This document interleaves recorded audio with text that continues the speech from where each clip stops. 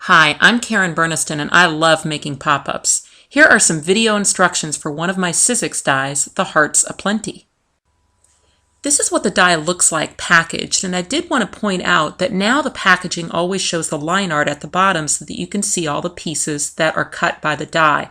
And then with my dies, there are always step-by-step picture instructions included in the packaging. The Hearts Aplenty is a Biggs XL size die, so you are going to need a set of extended cutting plates to be able to cut it. When you place your cardstock on the die, make sure that the textured or pretty side is up. Now by cutting it with the pretty and textured side up, you will be able to clearly see your score lines behind the cardstock, and also you'll end up with a center heart that tilts towards the right, which is how most people view a card. So I've rolled my die now through my Big Shot machine, and let's take a look at what comes out. This is called Hearts Aplenty for a reason. There are plenty of hearts, and I'm going to hang on to that negative space there for a second. Now the pop-up heart part in the center has some confetti pieces that you don't need, and you can discard those. But at the bottom there is a little heart-shaped hole, and I usually keep that little heart. It's a cute embellishment. There are on the die some plain hearts that are just used for embellishing, and in the center a couple of one size, one of a smaller size.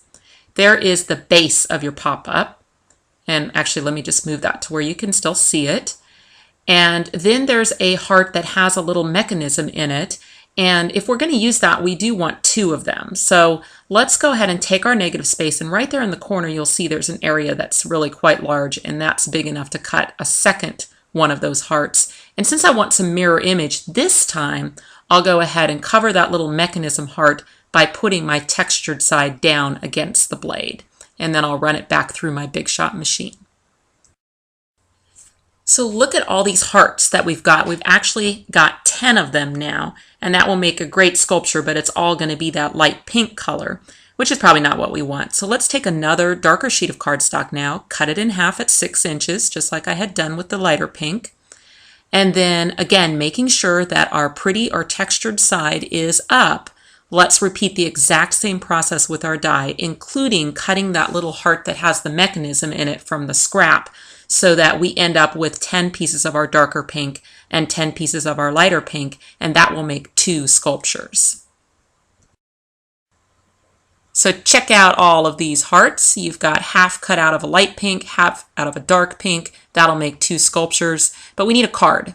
So the Hearts Aplenty was designed to fit inside an A2 card, which is half of an 8.5 by 11 sheet of paper. And you can cut it either way, but if you'll cut it the long way, then you have a little bit more room for your sculpture. So just grab your trimmer and cut that right at 4 1/4 inches, which is right up the middle. That'll give you 2 cards, and you just need 1. So go ahead and fold one of them right in half, and that will be our card. Okay, let's build a sculpture, and for mine, I'm going to go ahead and use the darker base piece. So if I turn it over to the non-textured side and I look at it, I'll see all the score lines, and one of them is right along the bottom of that rectangle. And if I work that fold and fold it, then you'll see the rectangle actually sticks up straight in the air, which is what I want. There's my rectangle. Then there's another fold down here at the bottom. I'll work that one. And then if you see that shape that I've isolated there, it looks like a drink with a straw. That's how I like to think of it, as a fruity drink. And then on the other side, I also have a little fruity drink. There is a score at the base of the straw, and then another one. And see how I've made my other little fruity drink. Right up the middle, there is a score line, so you'll want to work that one now. And that's all the folding you have to do. I've got my textured side up now, so it should look like this. And those straws are going to meet right in the fold of your card. Okay, I do need to add some adhesive to my fruity drink. And so that I don't accidentally get adhesive where I don't want it, I usually just go back to my little negative space there and I tear out a couple scraps. And those scraps are going to let me isolate where I want my adhesive. So I'll slide one under the straw up against the fold there, and then the other one down on the other fold, so you can see my little fruity drink shape there. That makes it really easy for me to use a tape runner and add adhesive all over that. So to the straw, to the drink part, and to the stem. And go ahead and shellac it with adhesive. You really do want quite a bit for a pop-up. And now let me show you, because you'll probably be able to see it here, all of that adhesive all over that drink. And then let's fold it back so I can see my straw. And the straw needs to go right into the fold of the card. And the whole base sculpture piece is going to be kind of centered-ish. So if that helps you decide where up and down to place it. But then go ahead and just press your fruity drink down to one side of the card. And now it's going to be time to add adhesive to my other fruity drink so that my other straw can go on the other side of the fold. So now I'll just kind of fold it up now. And again, I'll use my scraps to isolate my little drink. And then I'll use my tape runner and I'll add my adhesive all over my drink shape there.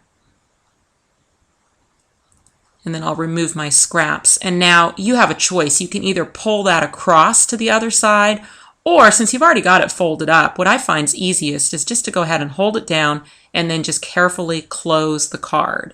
And then if you press it against that adhesive really well, then it'll be for sure in the right spot. And then when you open it, your little base is going to pop up just like that. Now those little end pieces are still loose, and that's right, because they kind of stick up in the air. And right up at the end, there's a little fold over tab. The machine scored it for you, so just fold those tabs inward. And those are going to attach to our pop-up heart part.